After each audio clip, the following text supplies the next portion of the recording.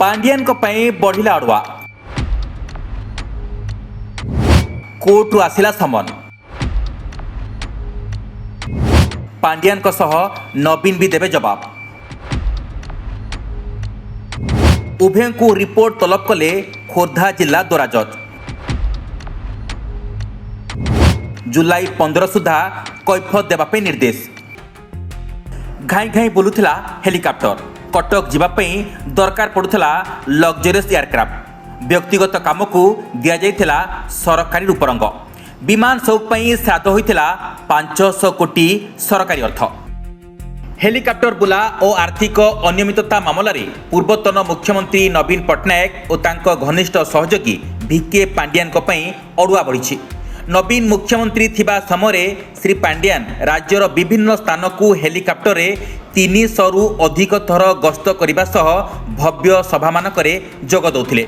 से सबु बाबद में होइतिबा कोटी कोटी टंका खर्च को नहीं दायर रिविजन आवेदन को विचार पई ग्रहण करिसंती खोर्धा जिला दोरा जज यह हाई प्रोफाइल मामलें दोरा जज बीएन महांती उभय श्री नवीन पट्टनायक और पांडियान को समन जारी करने सह आसंता जुलाई 15 तारिख सुधा रिपोर्ट दाखल करने को निर्देश देइचंती सेपटे कोर्ट को समन पर राज्य राजनीति में हटचमड़ सृष्टि होइछि नजर पकाइबा साधारण निर्वाचन वर्ष को 2024 निर्वाचनी वर्ष को जदि आपण देखिबे से वर्ष आरंभ 6 मासरे 75 थर विमान उड़ी और विमान भितरे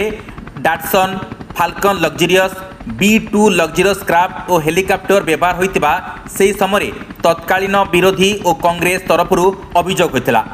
तेबे से समय विधानसभा बीजेपी नेता जयनारायण मिश्र एवं प्रेस कॉन्फ्रेंस करी बीजेपी नेता अनिल विश्वाल एने सविशेष तथ्य देथिले एयरपोर्ट अथॉरिटीर सूचना अनुसार मे 14 2024 पांडियान एक प्राइवेट जेट्रे अनुगुल स्थित जिंदल एयरपोर्ट को जाइथिले जहां सेतेबेले यह एक सरकारी कार्यक्रम बोली कहा जाइथिला मात्र से दिन सेठारे कौनसी सरकारी कार्यक्रम नुहे बरम निज दलर पालहड़ा विधायकों पारिवारिक कार्यक्रम जोग देवाई पांडियान जाइथिबा बीजेपी अभियोग करथिला से वर्ष जून 28 तारिख में भिके पांडियान तालचेर जाइथिले लग्जरी हेलिकॉप्टर नहीं और याकू भी सरकारी गस्त बोली बीजेडी पक्षरु सेतेबेले कहा जाइथिला वास्तव में यह सरकारी कार्यक्रम नुहे बरम बीजेडी तालचेर विधायकों पारिवारिक भोजी रे जोग देवाई पांडियान हेलिकॉप्टर नेथिबा अभियोग होइथिला से भुवनेश्वर 22 किलोमीटर दूर कटक जीवाकू मध्य एयरक्राफ्टर व्यवहार करथिले कार्तिक एवं सबुठारु बड़ कथा होउची बुक हेउतिबा हेलिकॉप्टर कार्तिक निज नारे नकरी चंचकतार सहित विभिन्न मंत्री नारे करिथिबा रेकर्ड रही यदि रेकर्ड देखिबे तेबे कटक गस्त पई पांडियान तत्कालीन मंत्री प्रदीप अमात नारे हेलिकॉप्टर बुक करथिले आ पूरा तथ्य कहूची विमान उड़ारे पांडियान 500 कोटी टंका श्राद्ध करथिले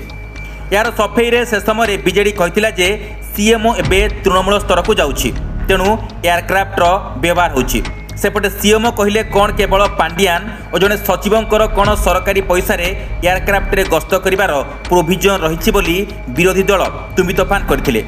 तेबे टंका बांटिबा निर्वाचनी प्रचार एवं राजनैतिक उद्देश्य हासिल करने पांडियान एयरक्राफ्ट व्यवहार करछंती बोली सेतेबेले कांग्रेस नेता नरसिंह मिश्र कहिथिले साधारण निर्वाचन में बीजेडी परास्त एवं बीजेपी सरकार को आसिला परे ए मामला ठंडा पड़ जाइथिला तेबे सरकार को आसिला परे बीजेपी कहीं ए मामलार तदंत करूने बोली प्रश्न भी उठिथिला तेबे 2024 अगस्त 14 तारिख में एडवोकेट सुधीर चरण महांती कैपिटल थाना रे पूर्वतन मुख्यमंत्री श्री नवीन पट्टनायक और पांडियान विरोध में एने एक अभियोग करथिले अभियोग पत्र रे दर्शा जाइथिला जे वाणिज्य और परिवहन विभाग पक्षरु चार्टर्ड फ्लाइट और हेलिकॉप्टर बाबद को ओएसएस एयर मैनेजमेंट को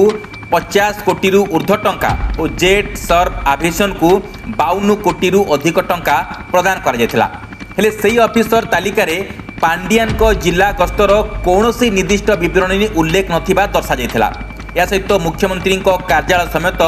15टी जिलार जिलापाल कार्यालय मध्य एक कार्यक्रम बजेट किंबा आर्थिक मंजूरी संपर्क में सूचना नथिबा दर्शाइथिले जदिओ पूर्त विभाग तथ्य अनुजाई केवल हेलीपैड निर्माण पर लक्ष लक्ष टंका राजकोषरू खर्च होइतिबा तथ्य मिलिथिला तेज पुलिस तांकर अभियोग को रखिथिले मध्य कौनसी एफआईआर रुजु कर नथिला जाकु नै से भुवनेश्वर एसडीजेएम कोर्ट 1 रे एक मामला रुजु करथिले। मात्र कोर्ट ए मामला रे तदंत निर्देश देबा पूर्वरु राज्यपालଙ୍କ ठारू मामला चलाइबा पई अनुमति जरूरी बोली कहिथिले। तेज आवेदनकारी विफल हेबारु एसडीजेएम कोर्ट ए मामला को खारज करथिले। तल कोर्ट को निष्पत्ति को चैलेंज करी श्री महांती एवं वरिष्ठ वकिल मनोज नायक माध्यम जिला सेशन कोर्ट रे आवश्यक तथ्य प्रमाण सह रिविजन पिटिशन दाखल करिसंती।